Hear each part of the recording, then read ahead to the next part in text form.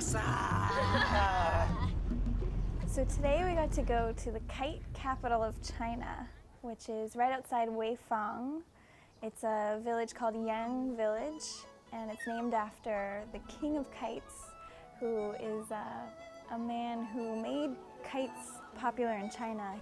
He and his son worked on kites right here in this village, so the village is named after him. And it's popular for their annual kite festival. Every year in April, they have people from all over China and probably all over the world come and see kites, come and make kites and compete for best kite and most beautiful kite. They've been making kites for over 600 years. They go through a large variety of steps. The first is drawing the design, and they draw it on silk paper, and then they paint it, and the people that paint it work 8 hours a day, and it's totally silent in there. Then they shape the bamboo, and they do that by heating it up with a candle and bending it in the shape of whatever you want your kite to be. Like say it's a butterfly, you shape it like the shape of the wing would be, and you glue that together. And you use this cotton string and wind it all up and make it strong. And then eventually you paste the silk onto that skeleton that you've made of bamboo. And we actually got to make kites, which was super fun. I got to make an eagle kite, and I never realized how intricate and detailed the kite making was. And they have hinges and little locks that allow the kites to collapse and then be put back together. You know, they're like portable kites. And then when we tried out the kites, they worked so beautifully. Today was really low wind and we were still able to fly several kites. The first time they let go of the kite and I just started running as fast as I could, and the kite was just dragging along the ground. Then I was talking to the camera and I was bragging about my skills. You know, it's just a natural talent I have. You know, they call me the Birdman. Oh no!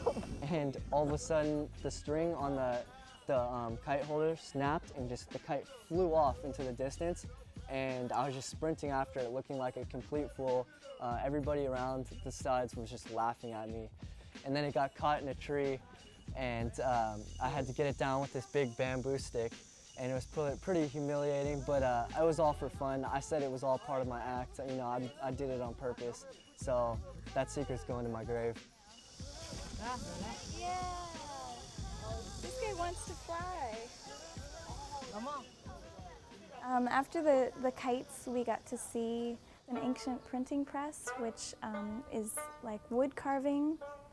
The man we watched carving the wood takes 5 months to carve one block of wood, and he has really detailed, fine detailed pictures and Chinese characters in the carving, which was really astonishing that he can work on that all day long, and then he's also been doing it for over 30 years of his life.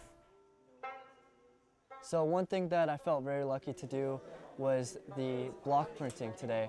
And we saw that when the man was laying the cotton sheet over the blocks and rubbing the paint on. And what he does is he actually carves out the design on those blocks and then rubs the paint on them, then lays the sheet over and rubs it on. And I felt really lucky to be able to do that because it's something that no tourist could ever get to do. I just got to jump right in there and do it, and it turned out great. Mom, can you believe I made this? Aren't you proud of your son? I mean, all those years of art school finally paid off. Today, we decided to have one-on-one sessions with the students. After our last classes, we decided that the best way to teach pronunciation was to go one-on-one and try and work with the students in their forming their mouth the right way to create the American English accent. I started out having the students help me with the tones and different sounds. in forming their names, which to me, I have endless difficulty making those sounds that are in Mandarin Chinese.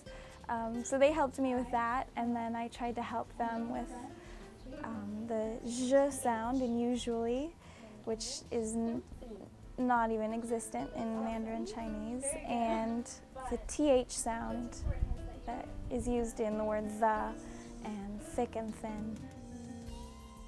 So in previous classes, I noticed a few students in particular that had more problems with their pronunciation than others. Now these students were having trouble with a few different things in particular, the I sounds, the th sounds. The, I, sli, sli, the. Okay, good. Ruthless. Good. I felt really glad to be able to work with them one-on-one because they needed this special interaction, so I could just drill it into their heads and get them to really, it's really tough for them to overcome their speech, their Chinese speech, the way they're used to speaking, and I'm glad we had a chance to do that today. Okay, now try the. Slither. You need to work on your I sound, your I. So, can you say slit?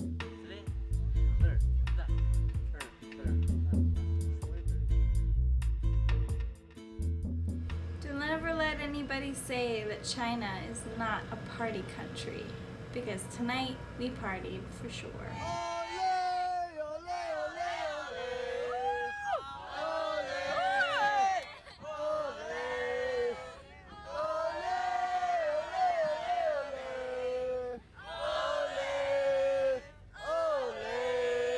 I was really impressed by the fact that these guys just drink a lot. At every meal they have this thing they say, "Gombe," and that means cheers, but there's a twist in that cheers because it means you have to chug it and finish the whole thing.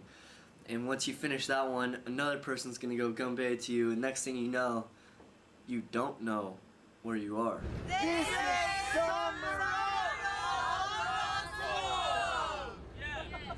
They just said this is Summer Road on the school if you couldn't hear.